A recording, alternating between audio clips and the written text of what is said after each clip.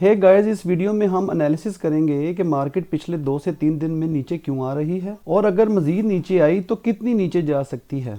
तो मार्केट के current scenario को देखते हुए इसका करंट एनालिसिस करेंगे। तो गाइस, पिछले 3 माह से बिटकॉइन मुसलसल अप ट्रेंड दे रहा था। तो मार्केट ने एक अच्छा पंप लिया और बिटकॉइन 44,000 तक चला गया। तो गाइस, इसमें फिर एक करेक्शन बनती थी और जब मार्केट इतनी ज़्यादा पंप हो रही हो तो मार्केट में ग्रीड बढ़ता चला जाता है। कुछ दिन पहले फियर एंड ग्रीड इंडेक्स 80 तक पहुंच गया था।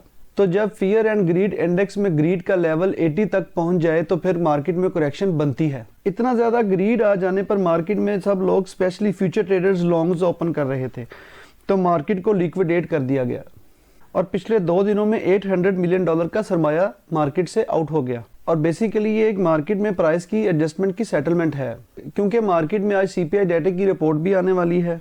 CPI data mean consumer price index. तो CPI डाटा आने से पहले मार्केट में ये प्राइस एडजस्टमेंट होनी थी।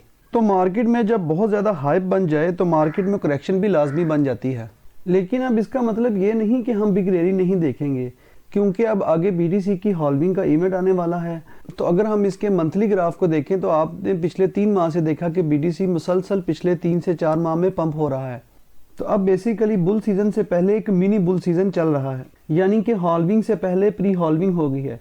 तो अब थोड़ी सी करेक्शन भी हो सकती है। तो अब देखने वाली बात यह है कि देखें अब ये करेक्शन कहाँ तक जाता है। 40 के पास से तो होकर वापस आ गया है और अब लेट्स सी 35,000 तक या 30,000 तक की करेक्शन हो सकती है या नहीं।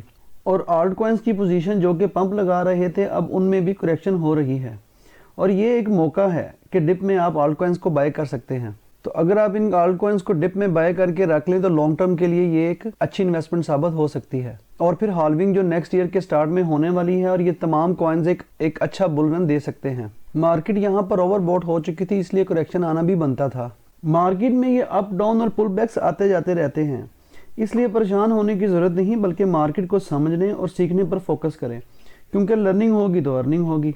और ये मेरी कोई फाइनेंशियल एडवाइस नहीं है, आपकी मर्जी है, प्रॉफिट भी आपका है और लॉस भी आपका है।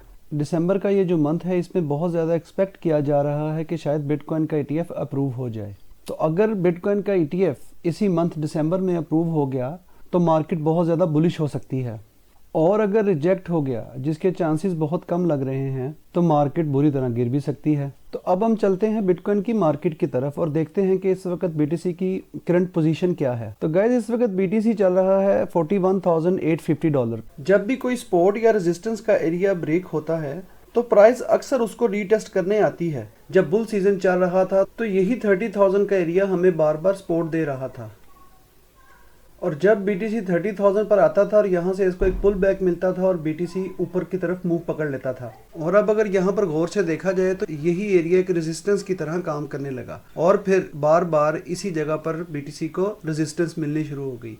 जैसे ही BTC ने इस रेजिस्टेंस को ब्रेक किया तो BTC में एक बुल रैली आना स्टार्ट हो गई। लेकिन अभी तक ये जो क्रूशियल एरिया ब्रेक हुआ है, BTC ने इसको अभी तक रीटेस्ट नहीं किया। तो BTC अपना ये क्रूशियल सपोर्ट एरिया 30,000 को भी रीटेस्ट करने आ सकता है। अब इसी तरह BTC को अगर 1 डे के एनालिसिस में देखें तो BTC ने एग्जैक्टली 40,000 पर सपोर्ट लिया और अब इस वक्त करंटली 41,750 पर चल रहा है। तो यहाँ से अगर ये सपोर्ट ब्रेक हुई और अगर RSI में बेरिश डाइवर्जन बने तो ये एक बेरिश साइन है। और अब अगर BTC 40,000 पर सपोर्ट लेकर यानी कि रीटेस्ट करता हुआ वापस अपवर्ड मूवमेंट देता है तो ये यहाँ से अपवर्ड मूव देते हुए दोबारा 43 एंड उसके बाद फिर 45 to $50,000 तक जा सकता है। और अगर इस सपोर्ट को, जो कि 40,000 की मेजर सपोर्ट है और ये सपोर्ट बड़ी इंपॉर्टेंट है, और अगर अब इसको ब्रेक किया तो ब्रेक करते हुए पहली सपोर्ट इसकी बन रही है 36,800 पर। देन अगर इसको भी ब्रेक किया तो फिर उससे अगली नेक्स्ट सपोर्ट बन रही है 35,000 पर।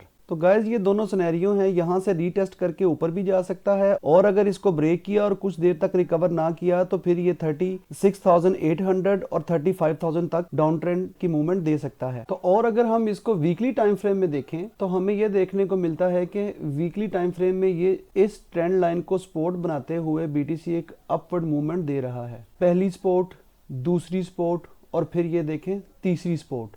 तो जब भी इस सपोर्ट के पास आया बीटीसी ने सपोर्ट लेते हुए एक अप मोमेंटम दिया। ये नहीं कि ये एकदम से विक बनाता हुआ या स्पीडी बुल रैली दे गया, स्लोली स्लोली ग्रेजुअली बहुत ही अच्छी मूवमेंट देते हुए बीटीसी ऊपर जा रहा है और अब ये थोड़ी सी करेक्शन ले रहा है। तो 40,000 के पास इसने आकर सपोर्ट ली।